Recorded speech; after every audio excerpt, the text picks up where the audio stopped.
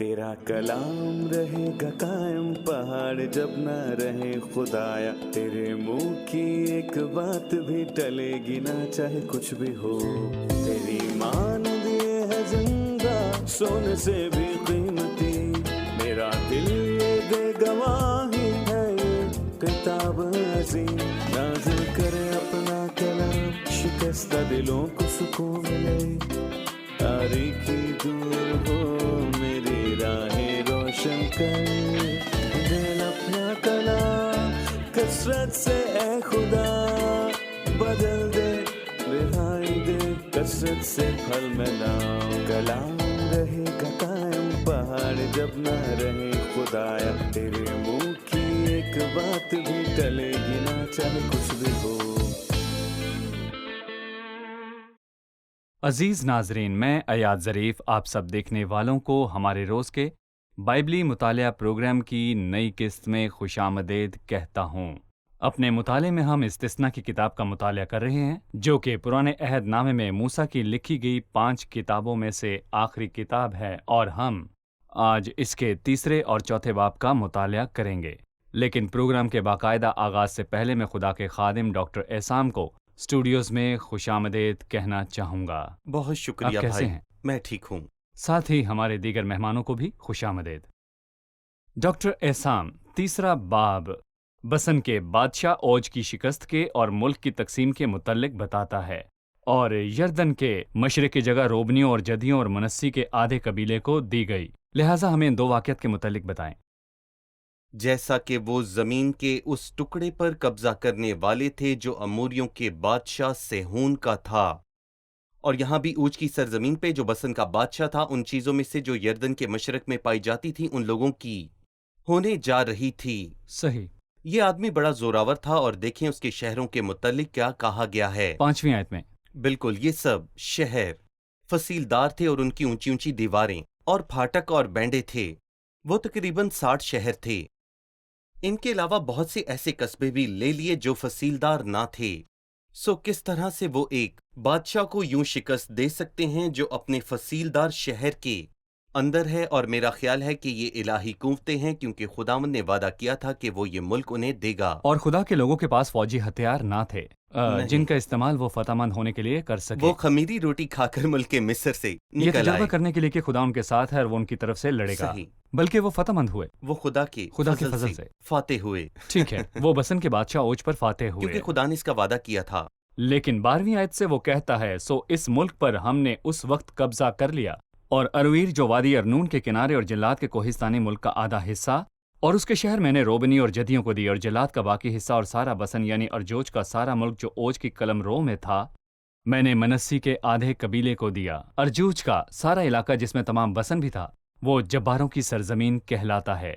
यहाँ यर्दन के मशरिक की जमीन पर कब्जे की बात आती है। जी। आपने हमें पहले गिनती की किताब में बताया कि यर्दन के मशरिक का रूहानी तौर पर क्या मतलब है। जी। हमें बताइए कि यर्दन का मशरिक रूहानी तौर पर किसको पेश करता है। जी डॉक्टर एहसान। और वो जो दरियाई यर्दन को पार नहीं करेगा, जी। मसीह के मरने और जी उठने में शरीक नहीं हो सकता, क्योंकि यर्दन उसकी तरफ इशारा करता है। वो खोखली जिंदगी गुजारता है जिसमें शिकस्त है। सो वो जो नहीं जानते कि बदन को किस तरह काबू करें, गोया वो मौत की सजा के नीचे हैं।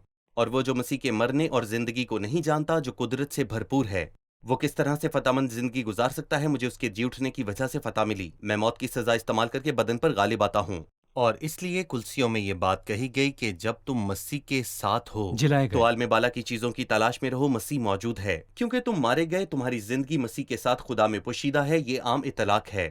वो जो यर्दन के मशरिक में रहते हैं वो ये कह रहे हैं कि वो ये मुश्किल आजमाइशें बर्दाश्त नहीं कर सकते और यर्दन को पार करने की कोई जरूरत नहीं है। बेहतर होगा वो अपनी जगह पर रहें। और इसके साथ दुनिया से हासिल होने वाली बहुत सी चीजें थीं, जैसे कि एक बहुत बड़ा गल्ला और गल्ले के लिए जमीन। जब ये चीजें अहम हो जाती हैं तो इंसान को आसानी से मिल जाती हैं, और उसके लिए सही रूहानी जिंदगी गुजारना मुश्किल होता है। यकीनन हम यहाँ रूहानी बात कर रहे हैं। जी। हम इस मुल्क के जोग्राफिया से सीखते हैं और हमें इससे रूहानी सबक मिलता है। जब हम कहते हैं कि यर्दन का मशरिक और मगरिब, तो हमारी मुराद दरिया यर्दन के मशरिक और यर्दन के मगरिब से है। खुदा ने उन्हें सिखाया कि दरिया यर्दन के पार करने का मतलब मसीह के साथ मौत है। فقط وہیں پہ ہم نئے ملک کے وارث بنتے ہیں جب ہم مسیح کے ساتھ موت کا تجربہ کرتے اور سمجھدار ہو جاتے ہیں۔ صحیح۔ وہ جس نے یردن کو پار نہیں کیا، اس نے مسیح کے ساتھ مرنے کا تجربہ نہیں مسیح کیا۔ کے ساتھ آپ مرنا۔ ہمیں یہی اس حصے میں بتانا چاہتے صحیح۔ ہیں۔ ٹھیک ہے، اب میں 23ویں آیت کی طرف بڑھوں گا۔ جب موسیٰ نے کہا، اس وقت میں نے خداوند سے عاجزی کے ساتھ درخواست کی کہ اے خداوند خدا، تو نے اپنے بندہ کو اپنی عظمت اور اپنا زور آور ہاتھ دکھانا شروع کیا ہے، کیونکہ آسمان میں یا زمین پر ایسا کون معبود ہے جو تیرے سے کام یا کرامت کرا سکے؟ سو میں تیری منت کرتا ہوں کہ مجھے پار جانے دے کہ میں اپنے اس اچھے ملک کو جو یردن کے پار ہے اور اس خوشنما پہاڑ اور لبنان کو دیکھوں، لیکن تمہارے سبب سے مجھ سے ناراض تھا اور اس نے میری نہ سنی، بلکہ خداوند نے مجھ سے کہا کہ بس کر، اس مضمون پر کچھ مجھ نہ سے کہنا۔ پھر کبھی کچھ نہ کہنا۔ خداوند نے موسیٰ کو اس ملک میں جانے سے باز کیوں رکھا؟ اس دعا کا تذکرہ کہیں اور نہیں ملتا، صحیح۔ لیکن یہاں موسیٰ کے ملک میں داخل ہونے کا تذکرہ کئی بار ہوا، لیکن اس کی دعا کا ذکر بس یہی ہے جب وہ خدا سے معاملات طے کر رہا تھا، اور ہم یہ سمجھتے ہیں کہ موسیٰ معاملات طے کرنے کا عادی تھا اور اسے یہ حق تھا، لیکن جب خدا نے کہا نہیں تو اس نے تعمیل کی۔ اور ہم یہ بھی سمجھتے ہیں کہ سارا کلام ایک ہی دھارا ہے، صحیح۔ کہ ہم کہانی کا ایک حصہ خروج کی کتاب میں پاتے ہیں اور اگلا حصہ استثنا کی کتاب میں پاتے ہیں تاکہ مکمل عکس کو دیکھ سکیں۔ ممکنہ عکس، بالکل صحیح۔ موسیٰ انہیں ملک میں نہ لا سکا کیونکہ موسیٰ مرد شریعت تھا، اور شریعت لوگوں کو ملک میں داخل نہیں کر سکتی، اور پھر شریعت سزا کا حکم دیتی ہے، اور یہی تمام راستے ان کے ساتھ ہوا۔ کسی اور کا آنا ضروری تھا جس کا شریعت سے کوئی واسطہ نہ ہو، اور وہی انہیں اس ملک میں داخل کرے گا، اور یہی یسوع نے کیا۔ موسیٰ اخلاقی اور عملی دونوں طرح ملک میں داخل نہ ہو سکا کیونکہ بڑے آدمی کا گناہ بڑا ہوتا ہے۔ صحیح۔ کوئی اور ہوتا تو شاید قابل قبول ہوتا، لیکن موسیٰ رہنما نہیں، تھا۔ وہ رہنما تھا، اور خدا نے اس سے کہا کہ چٹان سے کلام کر، لیکن اس نے چٹان کو مارا۔ عکس ہونے کے ناطے چٹان کو دوسری دفعہ مارنا نہیں چاہیے تھا، بلکہ اس سے بات کرنی چاہیے تھی۔ آپ گنتی کی کتاب 20ویں باب میں درج واقعات کے متعلق بات کر رہے ہیں۔ جی، کیونکہ جب یہ خداوند نے وہ اس سے واقعہ کہا تھا چٹان جس کے سے کلام مطابق کرے، پر اس نے چٹان کو مارا۔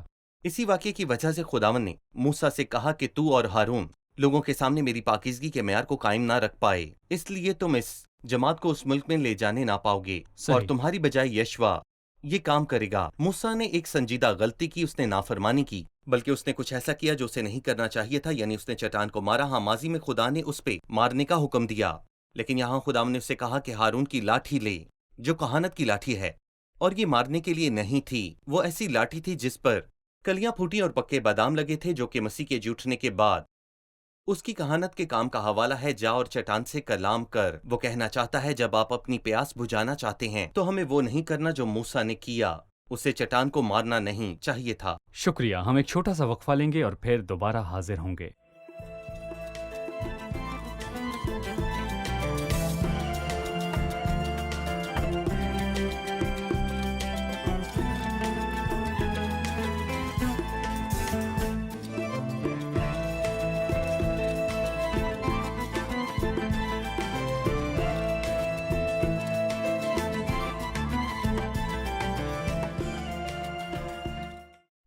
آپ کے مطابق بطور ایماندار ہم کب اپنی دعاؤں کو دہرانا اور اصرار کرنا بند کرتے ہیں؟ جی، ویسے یہ سوال بہت اچھا ہے۔ کبھی کبھار ہم اصرار کرتے ہیں اور اس کو ایک سنجیدہ دعا سمجھتے ہیں۔ جب خداوند نے موسیٰ سے کہا کہ اب نہیں تو کہانی وہیں ختم ہو گئی۔ جب پالوس نے کہا، اس نے خداوند سے اپنے بدن کے کانٹے کے متعلق 3 بار درخواست کی کہ وہ شفا پائے، لیکن خداوند نے اس سے کہا میرا فضل تیرے لیے کافی ہے۔ سو وہ مطمئن تھا اور اس کمزوری، مشکلات اور دکھ پر فخر کرتا تھا۔ سو دعا سے باشعور ہونا بہت ضروری ہے۔ ہماری سنجیدہ دعا کا موضوع ہماری مرضی نہیں ہونی چاہیے، جس کا مطلب ہے کہ اگر مجھے کچھ چاہیے تو مجھے اس پر اصرار ہی کرتے نہیں چلے جانا۔ اگر وہ نہیں چاہتا تو مجھے اس پر الزام دے کر پوچھنا نہیں چاہیے، اور ہمیں جاننا ہے کہ سنجیدہ دعا ایک الہی کام ہے جس میں خدا آپ کی روح کی رہنمائی کرتا ہے، اور پاک روح کے کام کے لیے اسے فروتن روح چاہیے کیونکہ وہ جواب دینا چاہتا ہے۔ صحیح۔ سو سنجیدہ دعا الفاظ دہرانا نہیں، مگر کلیسیا نے اس کے لیے خدا سے سنجیدہ دعا کی۔ سو خداوند جواب دینا چاہتا ہے، لیکن یہاں یعقوب کے حق میں سنجیدہ دعا کیوں نہیں کی گئی؟ کیونکہ یعقوب اس سے پہلے مرا، کیونکہ اس میں آسمانی مرضی شامل نہیں تھی۔ اور کبھی کبھار جب کوئی کسی خاص مقصد کے لیے دعا کرنے لگتا ہے، ہم بھول اسے ایک جاتا ہے۔ الہی دعائیہ رہنمائی کہہ سکتے ہیں۔ ایک الہی فرما برداری اس بات کی طرف اشارہ ہے کہ ایک جی۔ انسان کو پاک روح کے کام کے لیے فروتن ہونا صحیح، چاہیے۔ مطلب جب میں نے پہلے دعا کی، میں نے مانگا، और ये पाक रूह की रहनुमाई से सही। था। फिर मैंने ढूंढा, पाक सही। रूह ही है जो बहुत बार मुझे दोहराने के लिए कहता है कि मैं बार बार संजीदगी से उससे साबित मांगूं। कदम रहें। पाक रूह ही है जो मुझे साबित कदम सही। रहने को कहता है। सही। पाक रूह ही है जो मुझे रुक जाने या दरवाजा खटखटाते रहने के लिए कहता है। बिल्कुल सही। इलाही रहनुमाई है। सही, शुक्रिया। हम चौथे बाब का आगाज करेंगे। डॉक्टर एहसान, चौथे बाब में बहुत सी सही। बातें हैं। मसलन पहली और दूसरी आयत खुदा के कलाम के मुतालिक बात करती हैं। जी। तीसरी और चौथी आयत खुदा की पाकीज़गी के मुतालिक बात करती हैं, और फिर 5वीं आयत से 9वीं आयत तक खुदा की हिकमत के मुतालिक बात है। मुझे बताएं कि खुदा के कलाम और उसके अहकामात में हमारा क्या किरदार है, और खुदा की पाकीज़गी और उसकी हिकमत में हमारा क्या किरदार है। सही। जी, आयत 1 और 2 में जैसा कि आपने उसके कवानीनों अहकाम की बात की जो मैं तुमको सिखाता हूँ सुन लो, जी, इन्हें सिर्फ जहन में नहीं रखना। जैसे हम खुदा के कलाम के मुतालिक बात करते हैं तो हम किसी मालूमात की बात कर रहे हैं, बल्कि हम आसमानी अहकामात की बात कर रहे हैं। ये इलाही आइनो अहकाम से मुतल्लिक है, ये इलाही शरीयत से मुतल्लिक है, ताकि उसमें जिया जाए। और इसके बाद वो कहता है ताकि तुम जिंदा रहो। वो जो उनको सुनता है और अमल करता है जिंदा रहेगा, और उस मुल्क में जिसे खुदावंद तुम्हारे बाप दादा का खुदा तुमको देता है दाखिल होकर उस पर कब्जा कर लो।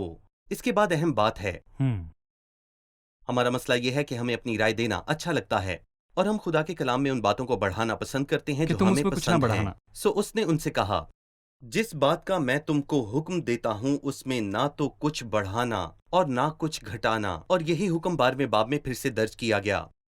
हमें मोहतात रहना है जब मामला खुदा और उसके कलाम का हो, क्योंकि हर हर्फ और नुक्ते की अहमियत होती है। और खुदा के कलाम को तोड़ता मरोड़ता कौन है? शैतान, ठीक है। और सही। वही था जिसने खुदा के कलाम में से कुछ घटा दिया ताकि उससे बियाबान में लड़ सके, जैसा मत्ती के 4 बाब में लिखा क्या है। ये बात भी आज के दौर में मेरे खतरे की बात हो सकती है कि अगर मैं कहूं कि मुझे शक है कि फलां हिस्सा खुदा के कलाम का नहीं है, जैसे कि पैदाइश की सारी किताब को खुदा का कलाम नहीं माना जाता।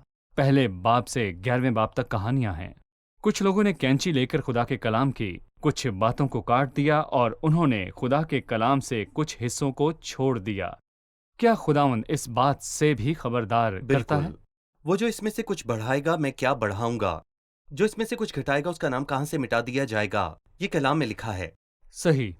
और खुदावंद ने कहा, आसमान और जमीन टल जाएंगे लेकिन मेरे कलाम में से एक नुक्ता या एक शोशा भी टलने का नहीं। सही। मेरा ख्याल है कि खुदावंद का कलाम पुख्ता है जैसे खुदा पुख्ता है। सही। ये खुदा का कलाम है और हम इस पर उसी तरह ईमान रखते हैं जैसा वो है। मैं खुदा के कलाम में से बातों को अपनी मर्जी के मुताबिक रख या छोड़ नहीं सकता। न सिर्फ उन बातों को ले सकता हूं जो मेरे काम की हैं, और उन बातों को छोड़ नहीं सकता जो मेरी सोच और मेरे मेयार के मुताबिक मेरे काम की नहीं। ऐसा नहीं है। सही। देखिए, मैं खुदा के कलाम को परख नहीं सकता, बल्कि खुदा का कलाम मेरे दिल को परखता है, और इसमें ऐसी बातें हैं जो हमेशा रहेंगी, जो मेरी सोच से बालातर हैं। सही। मुझे इसे आगे चलकर मान लेना चाहिए, चाहे मैं इसे समझता हूँ या फिर नहीं समझता। खुदा के कलाम, उसके अहकाम और आइन के मातहत मेरी यही जिम्मेदारी है कि उनकी इज्जत करूं, उन्हें सुनूं और गौर करूं, ना कि उसमें कुछ बढ़ाऊं या उसमें से कुछ घटाऊं। ये पहली और दूसरी आयत है। तीसरी और चौथी आयत खुदा की पाकीज़गी की बात करती है और उसने उन्हें याद दिलाया कि बाल फगूर के मसले में क्या कुछ सही। हुआ। खुदा की पाकीज़गी के मुतालिक हमारी क्या हालत है? दरअसल ये मामला संजीदा है, क्योंकि खुदा हमसे क्या कहना चाहता है। पाकीज़गी। बिल्कुल, वो हमसे यही चाहता है, उसकी पाकीज़गी के तालिब रहो जिसके बगैर कोई खुदा को ना देखेगा। सही। हमें खुदा का खौफ रखना और साथ ही साथ पाकीज़गी को भी रखना है। किसी ने एक अच्छी बात पाकीज़गी के मुतालिक कही कि पाकीज़गी इलाही खूबसूरती है। सही। मतलब अगर हम महजूज होना चाहते हैं तो हमें खुदा की पाकीज़गी से महजूज होना चाहिए। जी। क्योंकि बाइबल में जितने भी गीतों का जिक्र है, पाकीज़गी का उनमें एक बड़ा हिस्सा है। मसलन मूसा ने कलाम के पहले गीत में कहा कि कौन है जो तेरी मानिंद अपने तकद्दुस के बाइस जलाली है। मेरा ख्याल है कि हमें खुदा की पाकीज़गी का बड़ा ख्याल करना चाहिए और इज्जत करनी चाहिए, बल्कि पाकीज़गी का मेयार भी खुदा ही है। सही। क्योंकि हम सब पाकीज़गी के मेयार की बात करते हैं, लेकिन हम में से हर एक किसी न किसी बात में कमज़ोर है और अपनी कमज़ोरी के लिए कोई ना कोई बहाना पेश करता है और दूसरों की कमज़ोरी के लिए उनको माफ़ नहीं करता। हम आज़ाद नहीं। मेरी कमज़ोरी के बावजूद खुदा के मेयार वही हैं, वो मेरी हिफाजत कर सकता है। लेकिन आगे चलकर पाकीज़गी की अहमियत है, और पाकीज़गी का मेयार वो है जो खुदा ने मुकर्रर किया है, ना कि जो मैं सोचता हूँ। फिर वो 5वीं आयत से 9वीं आयत में हिकमत के मुतालिक बात करता है। हिकमत का मंबा क्या है? सही। खुदा के कलाम और उसकी पाकीज़गी के मुतालिक बात करने के बाद वो हिकमत की बात करता है। ये हिकमत कैसे पा सकते हैं? इस हिस्से के इख्तिताम पर उसने एक बात कही जिस पर मैं पहले बात करना चाहूंगा। उसने खास तौर पर एक बात कही, उन्हें अपने बच्चों को और अपने बच्चों को सिखाना, क्योंकि ये बड़ा जरूरी है।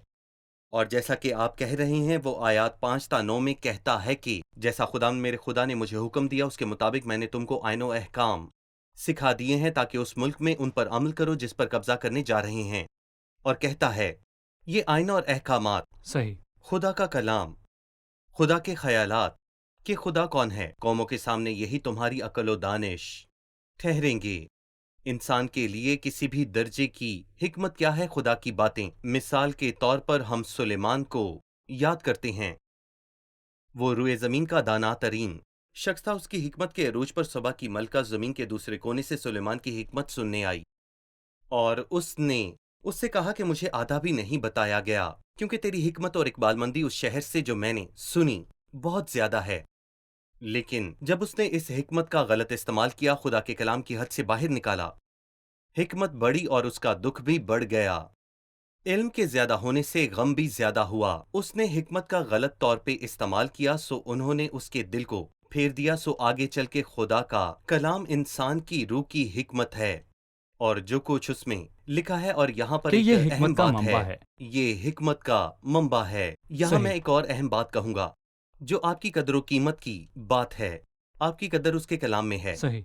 और मैं यहाँ कहूंगा कि किस कौम के आईनो अहकाम ऐसे हैं। हम यूं कहते हैं जी। कि किस कौम का खुदा उसके ऐसा करीब है जैसा कि तू है। लेकिन वो अहमियत जो खुदा की हजूरी से ईमानदार को मिलती है, उसका इस दुनिया में कोई मुकाबला नहीं। ज़बूर 119 में उसने कहा, मैं उम्र रसीदा लोगों से ज्यादा समझ रखता हूँ क्योंकि मैंने तेरे कवानीन को माना है। हम जानते हैं कि पहली 2 आयात कलाम और हमारी हालत को जाहिर करती हैं। तीसरी और चौथी खुदा की पाकीज़गी की बात करती हैं और 5-9 आयात खुदा की हिकमत, लेकिन 10-43 में वो खुदाए वाहिद की फितरत के मुतल्लिक बात करता है। सो मैं खास शख्स पर ठहरना चाहूंगा जिसके मुतल्लिक उसने 12वीं आयत में कहा, और खुदावन ने उस आग में से होकर तुमसे कलाम किया, तुमने बातें तो सुनी लेकिन कोई सूरत ना देखी, फक्त आवाज ही आवाज सुनी। इसके बाद उसने 15वीं आयत में कहा, सो तुम अपनी खूब ही एहतियात रखना, क्योंकि तुमने उस दिन जब खुदावंद आग में से होकर हूरब में तुमसे कलाम किया किसी तरह की कोई सूरत ना देखी, ताना हो कि तुम बिगड़ कर किसी शक्ल या सूरत की खोदी हुई मूरत अपने लिए बना लो जिसकी शबी किसी मर्द या औरत या जमीन के किसी हैवान या हवा में उड़ने वाले परिंदे या जमीन के रेंगने वाले जानदार या मछली से जो जमीन के नीचे पानी में रहती है मिलती हो। और इसी तरह वो उन्हें बुत परस्ती के जाल में फंसने से खबरदार करता है जिसमें मिस्र और आसपास की कौमें जकड़ी हुई थी। और वो यही था कि खुदा को किसी परिंदे या किसी रेंगने वाले जानदार या मछली की शबी के तौर पर पेश करना। यही शरीयत का पहला हुक्म है कि तू मेरे आगे गैर माबूदों को ना मानना, तू अपने लिए कोई तराशी हुई मूरत ना बनाना। लेकिन हमारा झुकाव दिखाई देने वाली चीजों की तरफ होता है। ये इंसान की अजीब खसलत है और मैं खरूज के 32वें बाब के वाक्य को इससे जुदा नहीं कर सकता जी। जब उन्होंने सोने का बछड़ा बनाया और ये कि वो मूसा को देखना चाहते थे लेकिन मूसा गायब हो गया। वो जो दिखाई देता था गायब हो गया।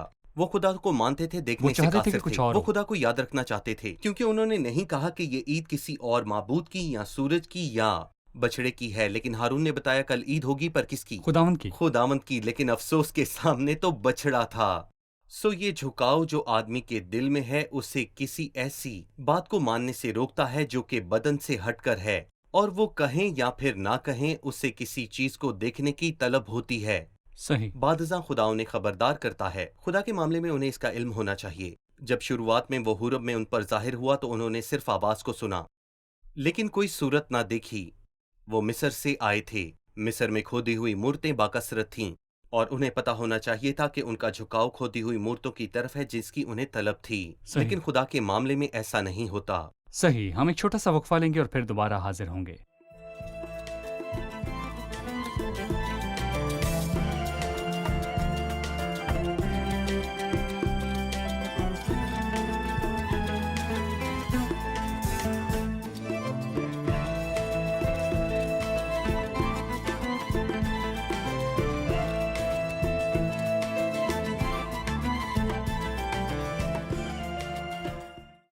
خدا نے لوگوں کو بت پرستی سے منع کیا، لیکن کیا ہمیں ان کی ساری تاریخ میں یہ بات ملتی ہے کہ انہوں نے اپنی زندگی میں بت کی عبادت نہیں کی؟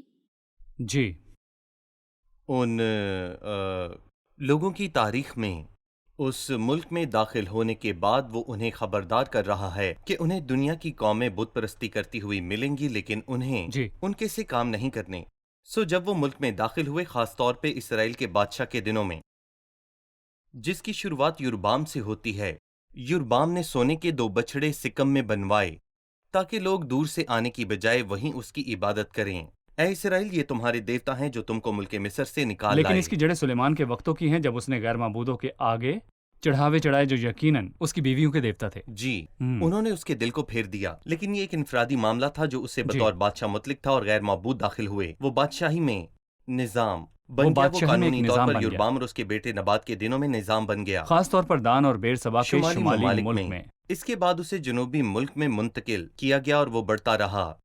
انہوں نے بال کی عبادت کی، انہوں نے ملکوم کی عبادت کی، افسوس انہوں نے پاس کے قوموں کے خداؤں کی عبادت کی، اور بت پرستی اس قوم میں زہر کی طرح پھیل گئی، اور زیادہ تر بادشاہوں کے دور میں خداوند سے پھر کے جب تک خداوند نے نبوکدنضر کو اسیری کے لیے نہ بھیجا، پہلے بابل کو اشوری لے انہیں گئے بت پرستی کے گہوارے میں، تاکہ وہ بت پرستی کہ سے وہ اس سے نفرت نفرت کریں۔ کریں۔ بالکل صحیح، ٹھیک ہے، کیونکہ ان لوگوں نے خدا کے احکام کو نہیں مانا اور وہ اس گڑھے میں گرے جس سے خداوند نے انہیں خبردار کیا، یعنی بت پرستی۔ اس موضوع کے اختتام سے پہلے میں کچھ کہنا چاہتا ہوں۔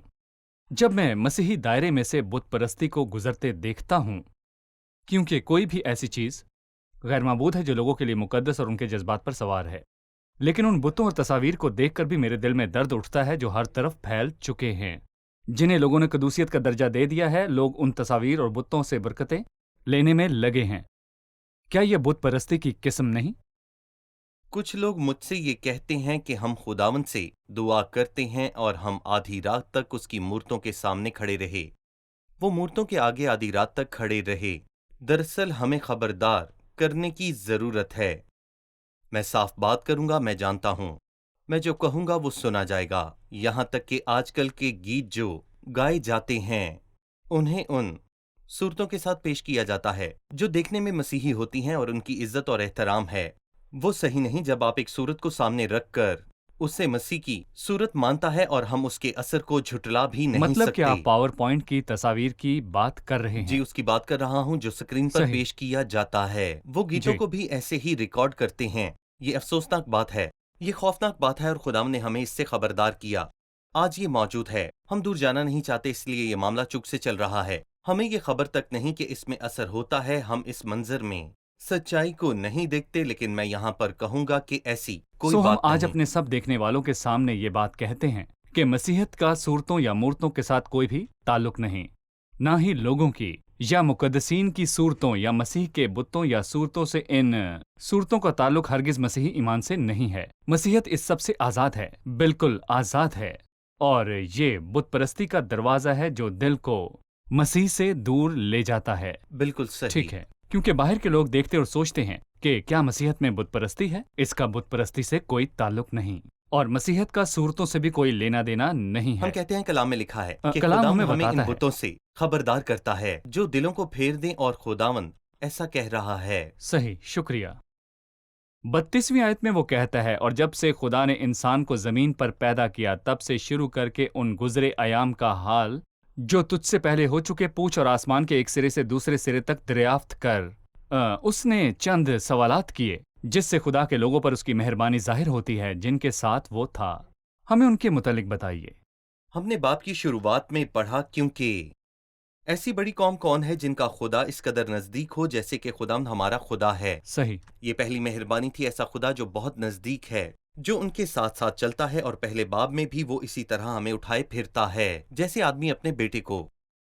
اس سے بڑی حیران کن بات کوئی نہیں۔ اس کے بعد اس نے کہا، اس نے ان سے بات کی اور ان کے نزدیک آیا، اور ایسا آس پاس کی کسی بھی قوم نے خدا کی آواز کو اس طرح نہیں سنا۔ کیا کبھی کسی قوم نے خدا کی آواز جیسے تو نے سنی، آگ میں سے آتی ہوئی بچی ہے؟ خدا کی آواز ہولناک ہے، مار ڈالتی ہے۔ کیا کبھی کوئی خدا کی آواز آتی ہوئی سن کر بچا ہے؟ اور اس کے بعد اس نے کہا، یہ خوبصورت بات ہے، نکلنے کا ارادہ کر کے امتحانوں اور نشانوں اور معجزوں اور جنگ اور زورآور ہاتھ اور بلند بازو اور ہولناک ماجرے کے وسیلے سے ان کو اپنی خاطر پر گندہ کرنے کے لیے وہ کام کیے جو خداوند تمہارے خدا نے تمہاری آنکھوں کے سامنے مصر میں تمہارے لیے کیے. کیا کوئی ایسا خدا ہے جس نے اپنے لوگوں کو پانی کے بیچ سے نکالا ہو، جس نے ان کے آگے سمندر کو کھول دیا ہو؟ ایک طرف ان کے ساتھ تھا، دوسری طرف اس نے بات کی، اور تیسری طرف اس نے اپنے قوانین دیے، اور چوتھی جانب اس نے انہیں ان کی آنکھوں سے دکھایا کہ وہ کتنا عظیم اور قدرت والا خدا ہے. جب اس نے انہیں فرعون کی جو اسے رہا کیا، اس نے کہا سب کچھ تجھے دکھایا گیا تاکہ تو جانے کہ خداوند ہی خدا ہے اور اس کے سوا اور کوئی ہے ہی نہیں. صحیح، یہ سب جس سے اور خدا پھر کی اس نے وحدانیت کہا، کا اظہار ہوا. بالکل اس نے ایک کمال کی بات کہی، اس لیے نہیں کہ وہ اچھے تھے، نہ اس لیے کہ ان کے باپ دادا اچھے تھے. 37ویں آیت میں لکھا ہے کہ کیوں؟ اس نے کیونکہ محبت اسے رکھی. تیرے باپ دادا سے محبت تھی، اور اس لیے اس نے ان کے بعد ان کی نسل کو چن لیا. کیونکہ وہ فضل سے بھرا تھا، اس لیے نہیں کہ وہ اچھے تھے، اس لیے کیونکہ اس کی بنیاد فضل پر ہے. صحیح، شکریہ. ہم پروگرام کے اختتام پر پہنچ چکے ہیں. آئیے اب مہمانوں سے مل کر رائے جانتے ہیں. آج کے پروگرام سے آپ نے کیا سیکھا؟ ہم نے سیکھا کہ سنجیدہ دعا الفاظ کو بیجا طور پر دہرانا نہیں ہے، بلکہ دعا میں ایک الہی رہنمائی کی ضرورت ہے کہ ہمیں دعا کو جاری رکھیں اور مانگتے اور کھٹکھٹاتے رہیں، یا خداوند مجھ سے کہے گا. جو خداوند کو اپنی زندگی میں دیکھنا چاہتا ہے تو پاکیزگی کے سوا کوئی اور بات نہیں ہے، اور پاکیزگی کے بغیر خداوند کو کوئی نہ دیکھے گا. خدا کا کلام اور اس کے احکام معلومات نہیں، بلکہ یہ ایک الہی قانون ہے جس کے مطابق ہمیں جینا ہے. ٹھیک ہے، شکریہ ڈاکٹر احسام. بھائی آپ خدا کا آپ بھی کو شکریہ. برکت دے. عزیز ناظرین، جب خدا نے لوگوں پہ ان کے غیر معبودوں کے آگے ظاہر کیا کہ وہ الگ ہے اور اس کے جیسا کوئی اور نہیں، تو وہ ان پہ خدا کی قدرت، اس کی عظمت اور اس کی پاکیزگی کو عیاں کرنا چاہتا ہے، خدا کی وحدانیت اور اس کا سب سے جدا ہونا، تاکہ ان کے دل کسی اور معبود کی طرف نہ جھکیں. اس نے آیت نمبر 39 میں بات کو ختم کیا. بس آج کے دن تو جان لے اور اس بات کو اپنے دل میں جما لے کہ اوپر آسمان میں اور نیچے زمین پر خداوند ہی خدا ہے اور کوئی دوسرا نہیں. تو اس کے آئین اور احکام کو جو میں تجھ کو آج بتاتا ہوں ماننا، کہ تیرا اور تیرے بعد تیری اولاد کا بھلا ہو، اور ہمیشہ اس ملک میں جو خداوند تیرا خدا تجھ کو دیتا ہے تیری عمر دراز ہو. خدا کے احکامات کو سننا اور انہیں اپنے بچوں کو بتانا، اور اپنے بچوں کو بھی یہ سکھانا کہ خدا کے احکام کو سنیں اور مانیں. ان کے لیے بھلائی اور اس ملک میں ان کے لیے عمر کی درازی ہے جو خدا انہیں دیتا ہے. ہمیں خدا کی باتوں کا احترام کرنا چاہیے. ہمیں خدا کی باتوں کو اپنے دل میں رکھنا چاہیے. ہمیں کلام کی فرما برداری کرنی چاہیے، کیونکہ جو کلام کی تحقیر کرتا ہے اپنے آپ پر ہلاکت لاتا ہے. اگلے پروگرام میں پھر ملاقات ہوگی. خدا آپ سب کو برکت دے.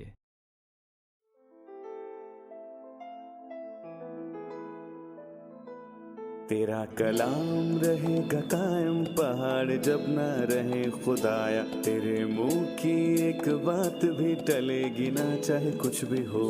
تیری مانند یہ ہے زندہ، سونے سے بھی قیمتی. میرا دل یہ دے گواہی ہے، یہ کتاب عظیم. نازل کرے اپنا کلام، شکستہ دلوں کو سکون ملے. تاریکی دور ہو میری راہیں روشن کر، دل اپنا کلام کثرت سے اے خدا بدل دے. رہائی دے کثرت سے پھل ملاؤ. کلام رہے گا قائم، پہاڑ جب نہ رہے خدایا. تیرے منہ کی ایک بات بھی ٹلے گی نہ، چاہے کچھ بھی ہو.